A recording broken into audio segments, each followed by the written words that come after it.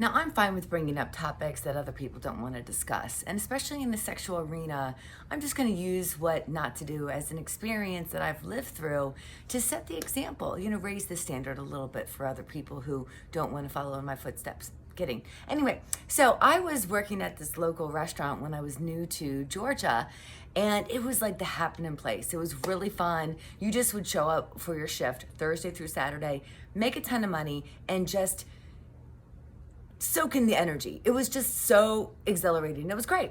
So there was quite a few gentlemen there that may not have been as outstanding as, the people that I would want to date, but they were okay to look at. So I befriended a couple of them and didn't really see them outside of the restaurant, but I did befriend the one, and he was going to help me with my furniture because I just moved in. So it was like, okay, let's put this together.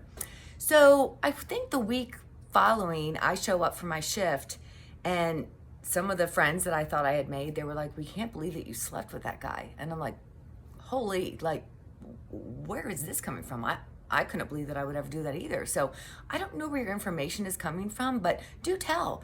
And they were like, well, he said da da da da. And I'm like, but you're coming to me. And so I'm telling you from the horse's mouth here, that didn't even remotely take place. I put like a console together, and that's it. And there was nothing I could say or do to convince these people otherwise.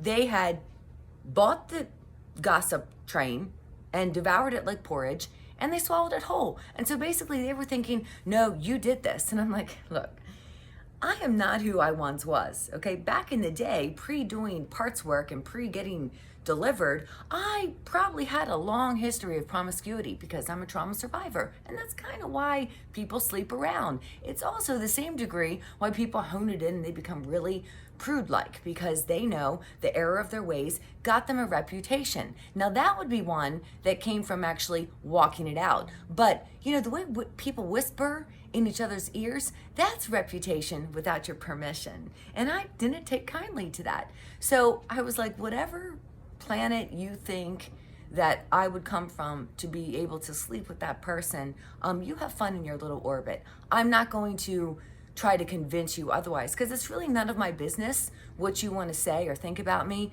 But inside I had parts that were really irritated. Parts don't like that I'm still being held to a lower standard, that people might remember who I once was and they don't want to get to know me today because they assume I'm the same way.